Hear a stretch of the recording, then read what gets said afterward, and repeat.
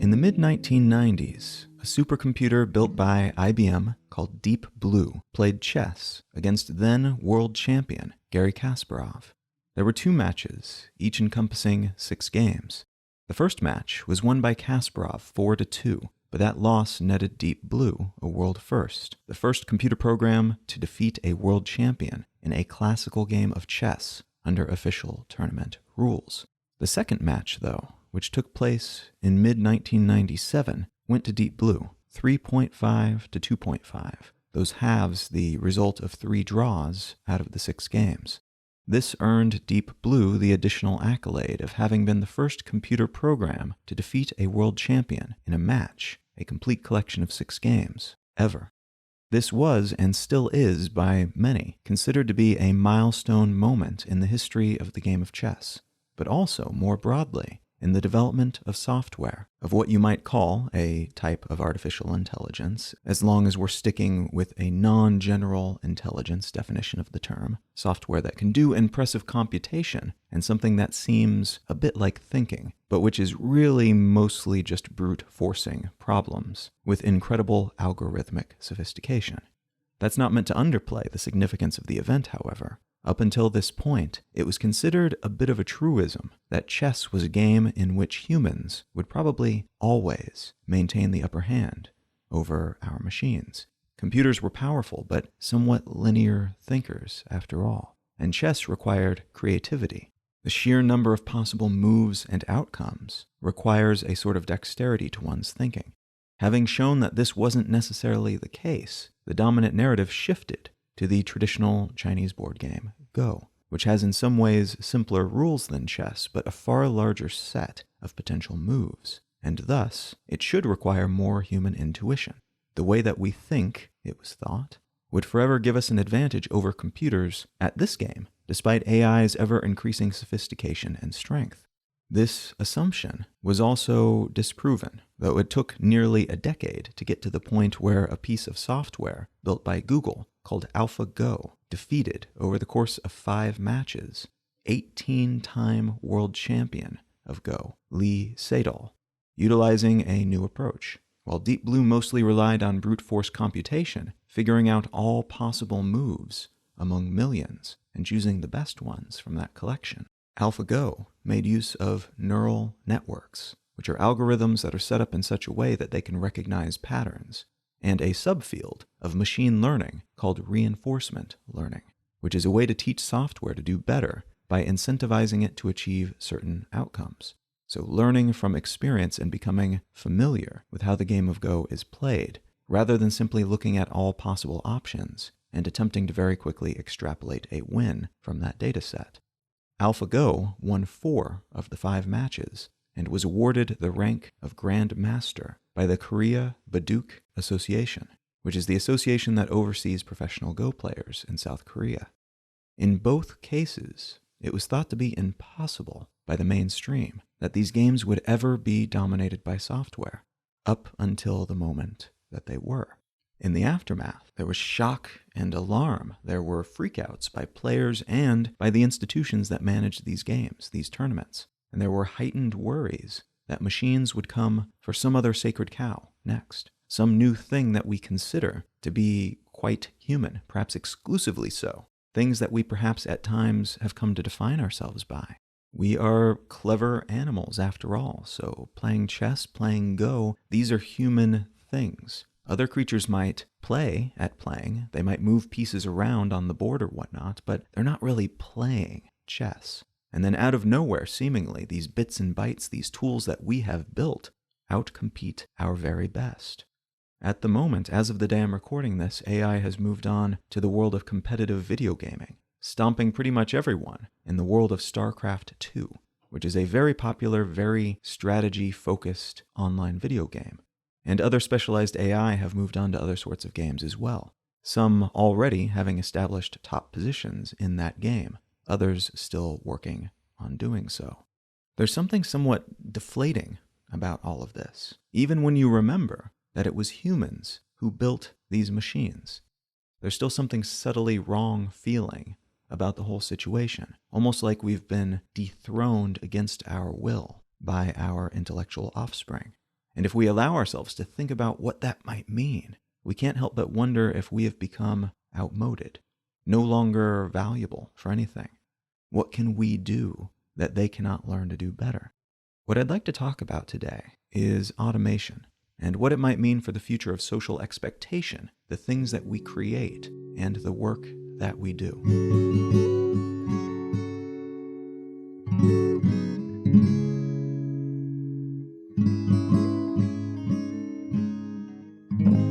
You are listening to Let's Know Things. I'm Colin Wright. Let's Know Things is an independent, listener-supported show. If you're enjoying what you're hearing, consider becoming a supporter. And there are many different ways, different shapes and sizes of support that you can contribute to the perpetuation of this show. You can find a list of options, including recurring means of support, one-off methods of support, and non-monetary types of support as well at letsknowthings.com/support. A huge thanks to everybody who's already helping to support or who has helped support the show in some way, shape, or form. That means a great deal. Thank you very much. All right, let's get back to the show.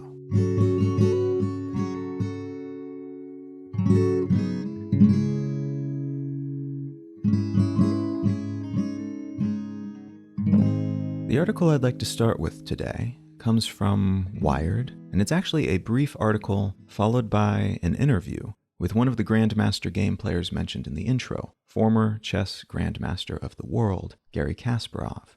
The piece is entitled, "Defeated Chess Champ Garry Kasparov Has Made Peace with AI." The article very quickly explains a few concepts, like how Deep Blue was hand-coded to play chess, while AlphaGo was hand-coded to learn to play Go by watching and playing matches, before getting into the meat of the matter, which is the interview with Kasparov. In this interview, he makes a handful of interesting points that I think are worth addressing before we take a look at what this larger conversation might mean. When asked a question regarding his overall message about artificial intelligence, things he wants the public to know, and why he often speaks about the subject, despite understandably not being a big fan of it in many ways, is that there is a certain inevitability to AI. Sure, you can pass laws in the United States and Europe banning or diminishing investment in AI-categorized research and development, but that just means that other places, other governments and entities will decide how these things are built and how they develop over time instead. You can be wary and worried about these things, in other words, but it's almost certainly too late to put this cat back in the bag. And it's anything but certain that doing so would be a good thing anyway, despite the many problems these systems can and probably will cause. On that note, he also says that in some ways we might benefit from increasing the speed of AI development because of how damage is usually caused well before a new, optimally better than before status quo settles in post-disruption. The replacement of workers with AI-powered automation, for instance, truly sucks for a great many people. And while it's true that new jobs are often created at some point after that replacement, as a result of this implementation, there is a gap between when these people are fired, are made redundant, and when new jobs arise. On top of that, there's no guarantee that those jobs will arrive, that the people who lost their jobs will be capable of doing the new work that maybe emerges at that later date, or that they will want to do those jobs in the first place, if they are in fact available in the geographic region where these people are located. There's a chance then that there could be benefits to speeding up our progress in this space, increasing the turnaround time of new innovations, allowing those new paradigms to arrive sooner. This is anything but certain, but it's worth considering, especially since we've already seen what the alternative looks like. And it's not great for people in the industries that are slowly or quickly being gobbled up by automation of various flavors. Perhaps closing that gap could be one of the answers to this problem. Kasparov also makes the point that it's difficult to assess our progress when it comes to building something like human intelligence, because we really don't know what human intelligence is. We can experience it, but we can't fully explain it.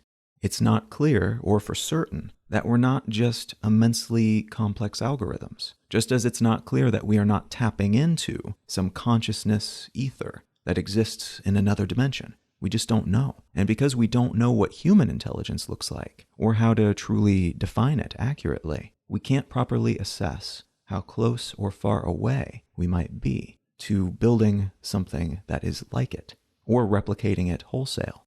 There is a sense that we're still stumbling around in the early stages of artificial intelligence, and that we probably haven't figured out the right overall philosophy or approach to doing intelligence the way that nature has done intelligence. Which makes sense. Engineers take a wildly different approach to making such things compared to the competition-based, evolution-powered alternative. That said, there's also a chance that we will accidentally create a truly intelligent, conscious living thing at some point, and simply not realize it. Because alongside not having the proper metrics to measure, we also don't have proper measuring systems and tools, means of measuring according to those metrics worked out. So the field, while innovating like crazy, is also wading through very muddy water in this regard right now. There's a sense throughout this interview that Kasparov has come to appreciate these sorts of machines and their utility, especially when paired with human instinct and ingenuity and creativity, and other things that AI struggle with currently. He notes that the current world chess champion, Magnus Carlsen, is fun to watch because he has spent so much time studying these AI-based games, and thus he's learned something new from this distinct approach to a traditionally human-played game. Seeing this new point of view, in other words, has changed him as a player, helped him see things from a different angle, and thus he arguably became a better overall player for it. The same is true of so-called centaur players, who have access to computers as they play these games against other humans or AI opponents. Machine-augmented human players have a far better record against both human and machine opponents than unaugmented human players. And that's not because the machines are always right or because the human beings involved are purely brilliant, creative individuals. It's the combination of the machines offering up interesting new perspectives and options, and the humans using their creativity and instinct to utilize those options presented by the computer as part of a grander strategy or a momentary instinctual whim. Finally, Kasparov notes that the way we use AI determines its value and ethics, rather than the AI itself determining those things. A quote from one of his answers in that piece, quote, "People say, oh, we need to make ethical AI. What nonsense. Humans still have the monopoly on evil. The problem is not AI. The problem is humans using new technologies to harm other humans." End quote. In other words, these tools are still just tools, just like a hammer. You can use a hammer to build things, but you can also use it as a weapon. And the way we decide to use it is up to us. The hammer is neutral. That said, you could build a hammer that shoots bullets and is covered with spikes and fire, and that might incentivize people to use that particular hammer for violent purposes rather than constructive ones. Similarly, we can build software that empowers people, or we can build software that helps people victimize other people. The shape of the tool can influence its use, as can the social, legal, and technological structures that surround that tool. Pass laws that disincentivizes certain uses, make it socially unacceptable in many different ways to victimize people with these technologies, and you accomplish many of the same things as optimizing the tool itself for the purpose that you want to see more of in the world. There are a great many potential offshoot conversations one could have after reading this article, but there are three in particular that I'd like to address here. The first is that there seems to be this overarching expectation from experts and from the general population that everyone is under threat of being replaced by automated systems of some kind in the near or near-ish future. And this sentiment is quite possibly true. I say this because a lot of the work that most people do today is centered around or informed by systematized processes.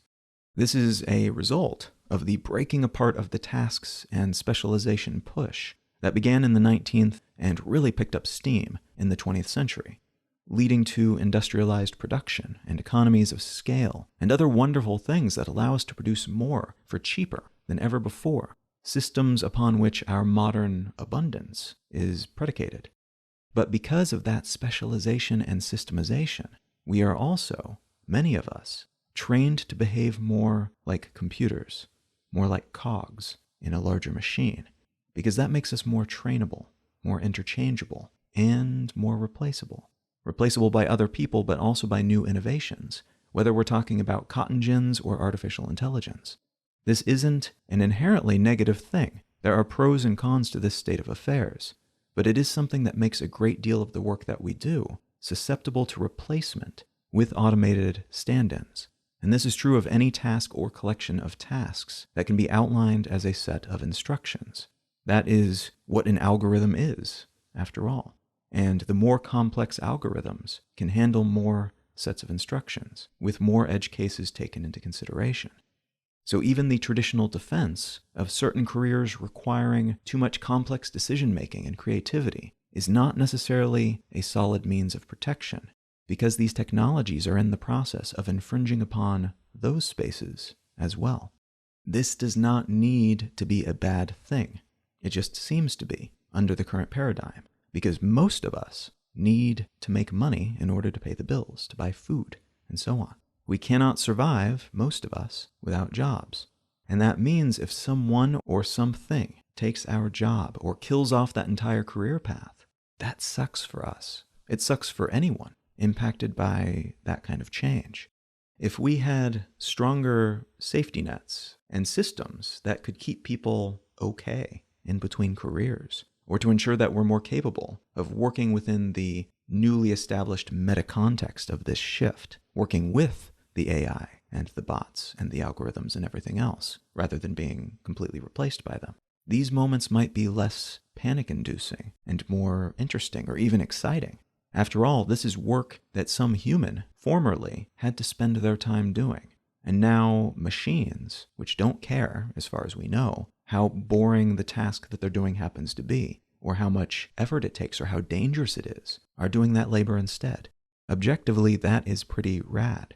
So it's important to remember here that much of the horribleness surrounding this issue is often more related to economic, social, and governmental issues rather than purely technological ones.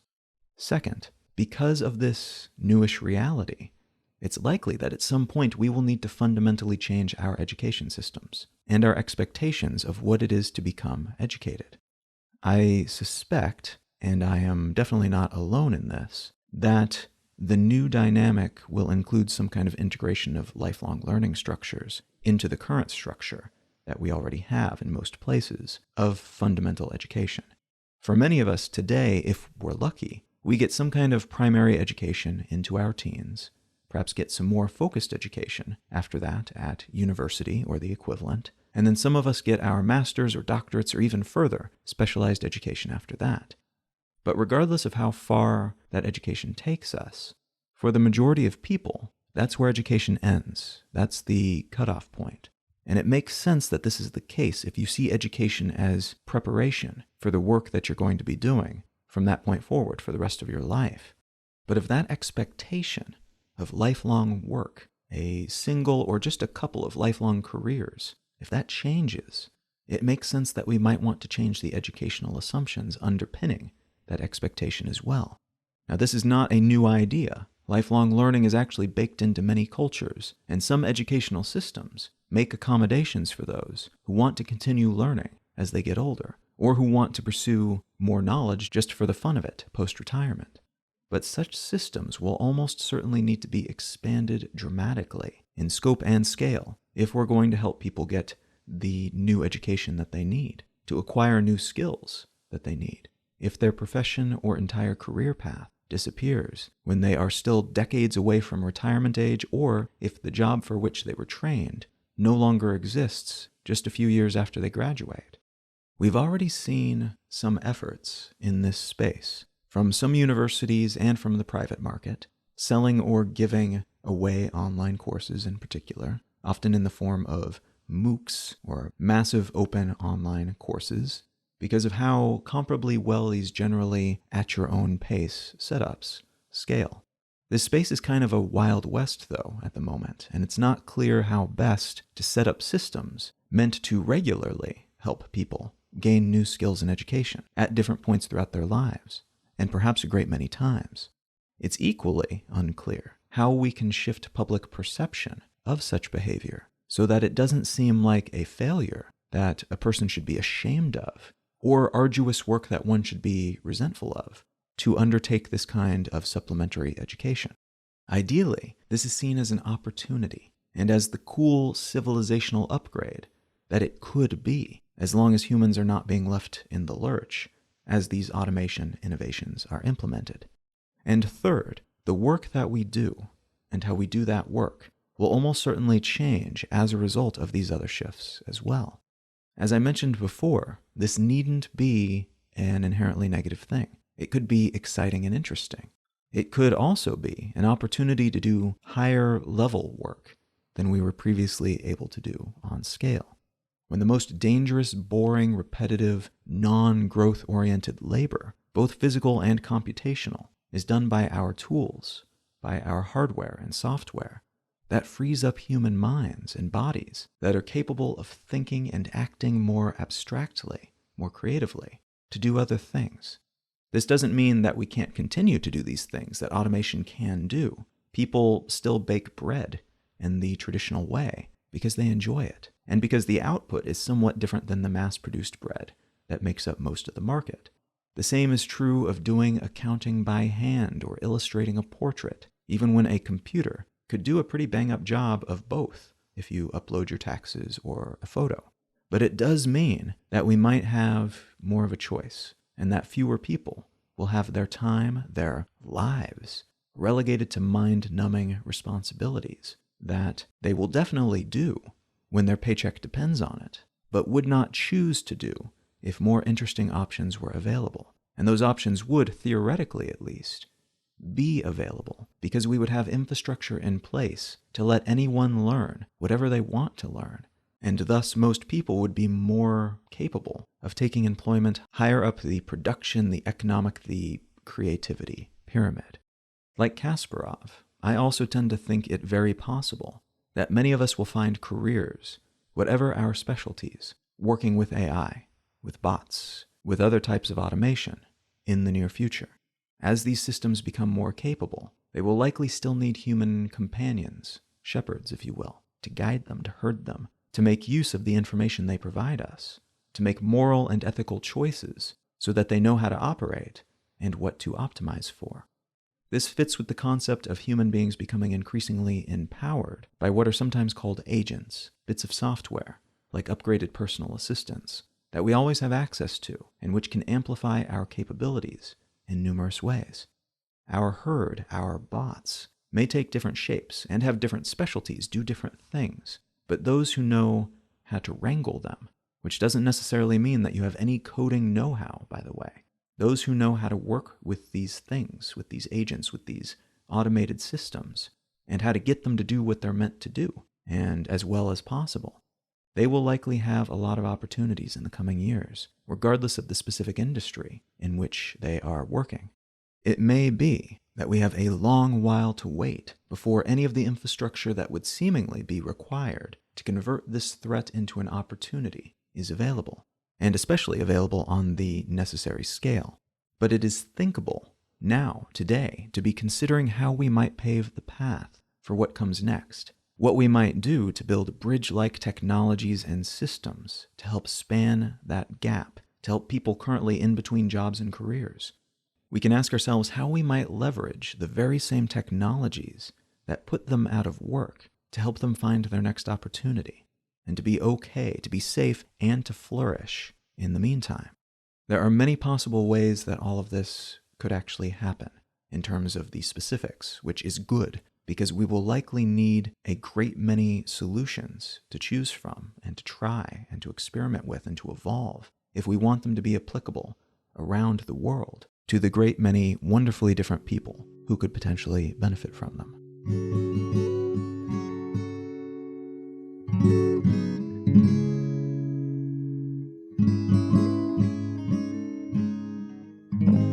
I'm able to put the time that I do into this show each week because of the support of people like you.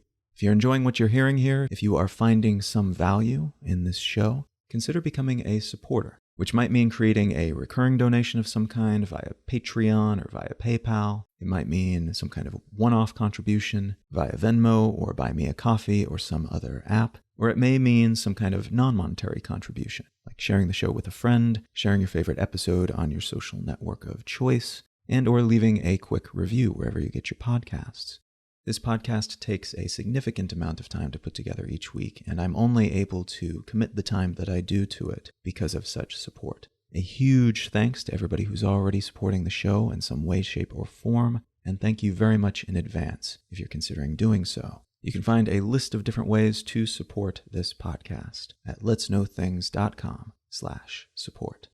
The book that I'd like to recommend today is called The Culture Code: The Secrets of Highly Successful Groups by Daniel Coyle. There's a sort of template for certain types of businessy, vaguely sociological writings of this kind, where the author has some core thesis statements that they want to extrapolate on, and then they go through and find a bunch of case studies that help them make those thesis statements and arguments memorable, but also demonstrate their credibility. This is definitely that type of book, and there are pros and cons to that format, but I personally found it fairly valuable and interesting.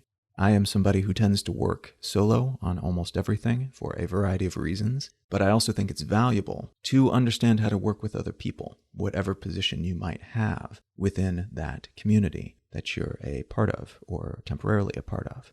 So it was interesting to read this collection of case studies, actually, in particular, of different ways that communities are organized, different ways to look at the development of culture within different types of communities, and the types of effects that these things can have on the way people behave, on how productive people are, and so on.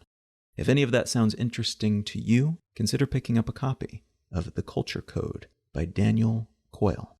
You can find out more about me and my work, including the books that I've written, at colin.io.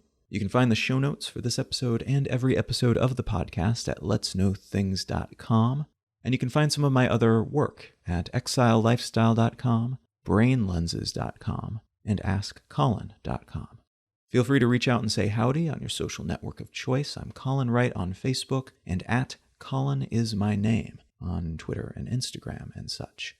Thank you so very much for listening. I'm Colin Wright, and I'll talk to you again next week.